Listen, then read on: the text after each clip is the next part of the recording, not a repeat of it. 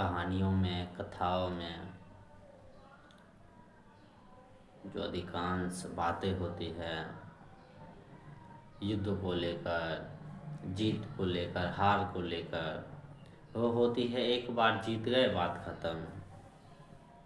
जीवन में एक बार युद्ध करना पड़ता है, विलन को मार दिए बात खत्म, राक्षस को मार दिए बात खत्म। लेकिन कुछ कथाओं में है बार बार लड़ना पड़ता है, लेकिन उसकी संख्या कम है।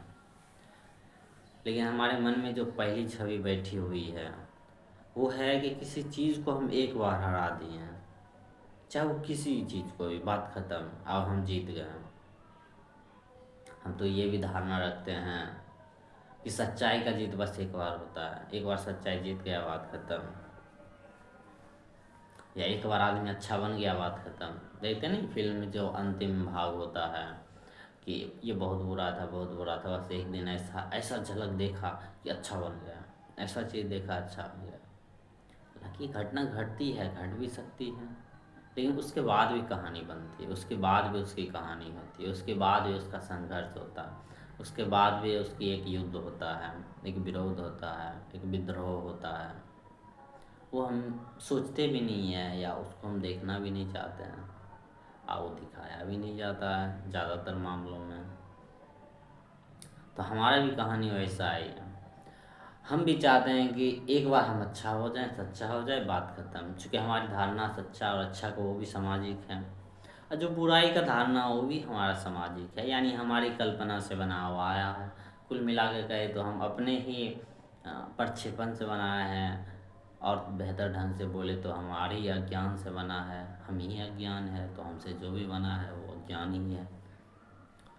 तो जो भी हम धारणा बनाते हैं सच्चा का ये है, अच्छा का ये है, तो हम कंफर्म कर देते हैं एक बार ये फिट होगा, उसके बाद ये कर लेंगे, और उसके बाद हम अच्छा बन जाएंगे।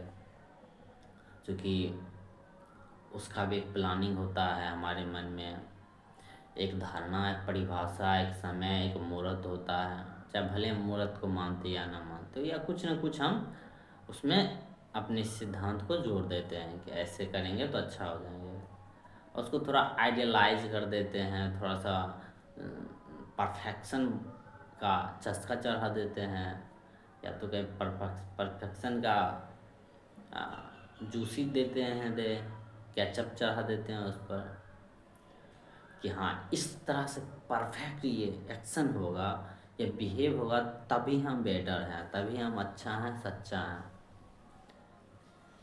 ना ही वो दिन कभी आता है, और ना ही हम अच्छा और सच्चा बनते हैं। तो एक तर्क मिल जाता है ये तो इम्पॉसिबल है, हो सकता है भविष्य में ऐसा दिन आएगा तो हम अच्छा हो जाएंगे, अभी तो हमें बुरा रहने दो, अभी तो हमें भोगने दो, अभी तो हमें अंधा ही जीने दो, अभी तो हमें हिंसा ही करने दो, खुद पर भी दूसरों पर भी। सब लोग ज़्यादातर यही कर रहे हैं। वो सच्चा और अच्छा का परिभाषा बाहर नाप लिए, व्यवहार को नाप लिए, कोई कर्म को नाप लिए, और वो कर्म तो हो पाता नहीं है।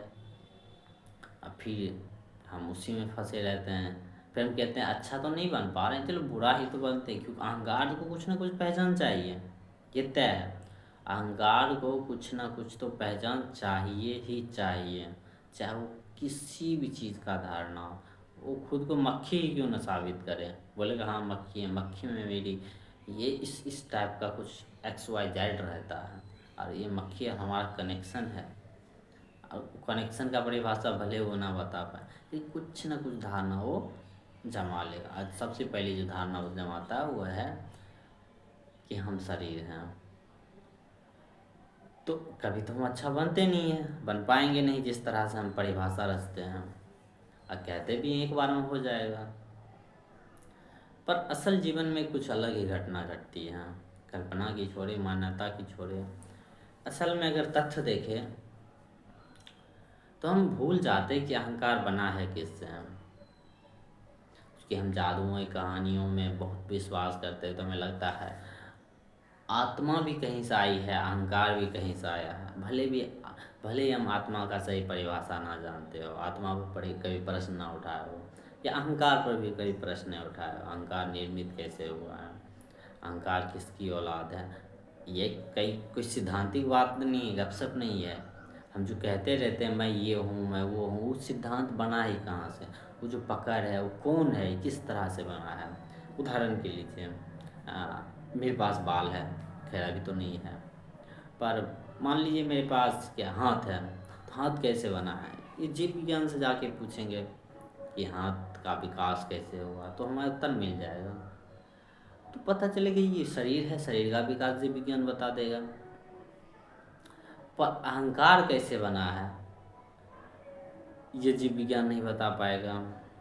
हाँ, लेकिन बहुत हद तक वो बताता है कि अहंकार एक चीज़ होता है, एक सीमा होता है, उसी के अंदर है वो। यानी कोई जादुई चीज़ नहीं है। यहाँ तक तो विज्ञान बोल देता है कोई जादू नहीं, कोई बाहर से नहीं आया, सब जन्म लिया, जन्म के साथ तुम्हारे साथ यही है। यहाँ तक बीमारी भी बताया जाता है, तो कुछ कह दिया जाता है ये जन्म के साथ बीमारी आया है और कुछ वातावरण के साथ आया है। अब सवाल ये, क्या अहंकार भी वातावरण से बना है? यानी कि अगर सामाजिक रूप से कहिए, खान पान के कारण बना है, तो पता चलेगा बच्चे में भी अहंकार है, छोटा बच्चा भी जन्म लेता है उसमें भी अहंकार है। तो ये बात तो तथ्य हो जाता है कि अहंकार जन्मजात है, जन्म के साथ ही अहंकार जन्म होता है, शरीर के जन्म के साथ ही। तो अगर और इसको गहरा से देखेंगे तो पाएंगे शरीर और अहंकार साथ साथ ही चलता है। यानी कि शरीर जब तक है तब तक अहंकार है। अगर इस बात को आप समझे, इस बात को आप जाने कि अहंकार कोई अलग तो अस्तित्व रखता नहीं शरीर से। अहंकार सब तो पहले कहता है शरीर ही है। तो हम हमारी पहचान सबसे पहले क्या कहते हैं? हम किसी को लड़की कहने से पहले पहले खुद को तो लड़का कहते हैं। हम किसी को कहते हैं ये इस ये पैर है, तो हम पहले खुद को तो कहते हैं ये देखने वाला है, ये जो देख रहा है, ये वो डिफाइन कर रहा है, ये पैर है तो पैर है। डिफाइन तो हम शरीर से ही करते हैं, कोई जादुई चीज़ तो नहीं है। आँख है, कान है, ये सब शरीर का भाग है, एक प्रकार का शरीर ही है। पर ये सुंदर पैर है, इससे हमें मोह हो गया है, इसमें कुछ जादुई चीज़ होता है, ये सब कल्पना हम थोपते हैं, समाज से सीखते हैं। हालांकि कोई हमारा अपना चीज़ नहीं है, सामाजिक तौर पर सब कुछ सीखे हुए, भले उसको हम पकड़ लेते हैं मेरा है। तो जब तक ये शरीर है तब तक अहंकार भी है। अरे अगर गहरा से देखे, अगर समझे इस बात को, हम सब अहंकार हैं। अगर इस अहंकार को देखे, इसका जीवन को देखे, जहाँ गया ये तबाह मचाया है, जहाँ गया ये बर्बाद किया है, नष्ट किया है, खुद को ही सबसे ज़्यादा नष्ट किया है, दूसरों को भी नष्ट किया है। जब खुद को नष्ट करेंगे दूसरों को करेंगे ही, ये तो कन्फर्म है।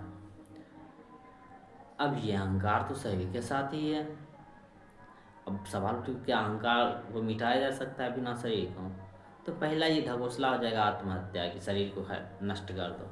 तो ये बहुत बकवास कॉन्सेप्ट है कि शरीर है तो अहंकार है तो नष्ट कर दो। ये अभी ये भी अहंकार कह रहा है कि अहंकार को नष्ट करना है तो शरीर को ही नष्ट कर दो। पर एक चीज़ और खिलता है, खास करके अगर भारत के दर्शन में जाएं तो पता चलेगा। जानना बहुत प्यारा चीज़ वहाँ पर हो जाता है। आप किसी चीज़ को समझते हैं तो आप उसे छुटकारा पाते हैं। हालांकि हम जीवन में भी देखते हैं, चाहे वो किसी भी चीज़ में हो। उदाहरण के लिए आप मैथ का एक प्रश्न से उलझे हुए हैं, अगर आप समझ जाते हैं उसको तो बहुत बाहरी तौर पर बहुत हल्कापन कुछ तो होता है। किसी भी मामलों में है, अगर आपको लग रहा है कि कोई भी चीज़, कोई भी घटना घटा है, इसका ये कारण है, जब आप समझते हैं तो बहुत हल्का हो जाते हैं और धीरे धीरे आपको उसके प्रति लगाव भी कम होता है, एक समझ बढ़ती है। एक जो भी कहिए, एक थोड़ा सा सरलता आता है उस चीज़ में, आप किसी चीज़ को समझते हैं। तो भारत ने समझने पर ध्यान दिया है। हालांकि आप कहीं भी दार्शनिक जाइए, बहुत सारे परंपरा पर जाइए, कहीं ना कहीं समझ रहे हैं वो, अच्छा खासा समझ रहे हैं। पर भारत तो बहुत बहुत पहले से ही समझने पर ध्यान दिया है। मैं अभी का भारत का बात नहीं कर रहा, यहाँ भारत से भारतीय है, ना कि भारत कोई पत्थर उत्थर, ठीक है, भारतीय। समझने पर ध्यान, बहुत पहले ही समझने पर ध्यान दिया गया है, इसलिए भारत को बोला जाता है भारत ने केवल ज़्यादा समझने पर ध्यान दिया। क्योंकि जो अगर विश्व के इतिहास देखें तो पता चलेगा भारत ने बहुत पहले ही अच्छे अच्छे प्रश्न किए थे, यहाँ तक कि खुद से प्रश्न किए थे, हर चीज़ पर सवाल उठाया, तो इसलिए कहा जाता है। ये भी है कि ये ज़रूरी नहीं कि 5,000 साल पहले, 3,000 साल पहले है, ज़्यादातर तो 3,000 साल पहले है, 25,000 साल पहले है, वहाँ प्रश्न ज़्यादा उठाया गया। अगर वो प्रश्न वहाँ पर उठाया गया है तो इसका अर्थ ये नहीं है कि अभी भी प्रश्न उठाया जा रहा है। हो सकता है दूसरा जगह उठाया जा रहा हो। लेकिन हम को मूल बात ये है कि जब हम जानते हैं तो उससे छुटकारा पाते हैं। छुटकारा इस आशय में पाते हैं कि उसको भोगने की जो हमारी कल्पना है वो थोड़ा कम होती है। समझ में आता है ये कोई वस्तु है जो है, इसका स्वभाव समझ में आता है, प्रकृति से समझ में आता है, गुण समझ में आता है। अ, किसी भी मामला में उससे बेचैन कम होते हैं, उससे जुड़े रहते हैं, तो जुड़ाव भी थोड़ा सा सही संबंध के साथ होता है। क्योंकि जीवन है जब तक तो संबंध तो रहेगा ही, संबंध से तो हट नहीं सकते हैं। हाँ, तो जब तक हम समझते हैं, जब समझते हैं तो हम शांत होता है, कुछ चीज़ भी समझ में आता है तो हम उसको अच्छे संबंध बनते हैं। अब ये बात आ गया समझ पर, तो हर आदमी कुछ ना कुछ तो समझता है, थोड़ा मोड़ा समझता है। तो जब हम समझते हैं या खुद को जब समझते हैं तो पता चलता है ये अहंकार नष्ट ही किया है जहाँ गया है खुद को। लेकिन एक चीज़ और समझते हैं, जहाँ हम समझने लगते हैं निष्पक्ष होके, वहाँ हम कम से कम नष्ट करते हैं, कम से कम लगाव रहता है, कम से कम बेचैन रहती है, कम से कम उससे पहचान जोड़ते हैं। क्योंकि समझ में आता है इसका स्वभाव है फूल और हमसे कोई ज़्यादा कनेक्शन नहीं है, हालांकि प्राकृतिक रूप से कनेक्शन, लेकिन जो कल्पना के रूप से करते हैं कि भगवान को ये फूल देना चाहिए, प्रेमी को ही ऐसा फूल देना चाहिए, ये सब कल्पना है। तो एक अच्छा उससे संबंध बनता है फूल से, तो हम उसको बिना काम के तोड़ नहीं देते हैं भगवान के नाम पर, प्रेमी प्रेमिका के नाम पर। तो पता चल रहा है इसका भी एक जीवन है, फूल का एक जीवन है, उसको भी जीने का अधिकार है। तो एक अपना भी पुलक खुलता है कि हाँ मेरा, हमें भी जीने का अधिकार है, सबकी एक जीवन की गरिमा है। तो ये समझ के साथ आता है। चूँकि हम पहले ही बात किए थे अच्छा और बुरा का जो परिभाषा है हम पहले ही रखे हुए हैं कि अच्छा ये हो जाता है, बुरा ये हो जाता है। तो सवाल उठता है क्या जीत एक ही बार होती है? क्योंकि हम पहले ही बात किए हैं कि शरीर है जब तक, अहंकार है तब तक। तो जितना भी हमारी कहानी कल्पना अगर वो कहता है कि एक बार में जीत लोगे, तो सबके सब झूठ है।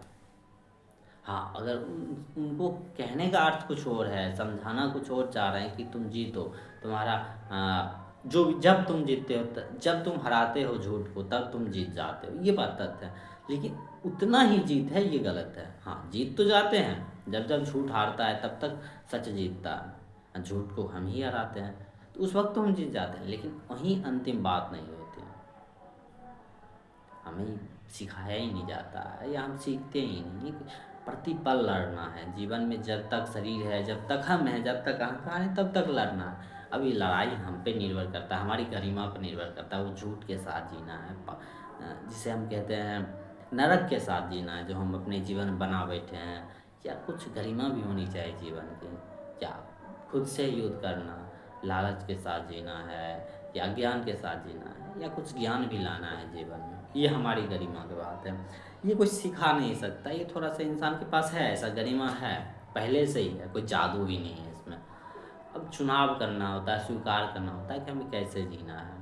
तो ये इंसान पर डिपेंड करता है कि आप क्या चुनाव करते हैं। आप झूठ को चुनाव करते हैं या झूठ को तोड़ने का चुनाव करते हैं। तो युद्ध तो हमेशा रहेगा और हमेशा है भी।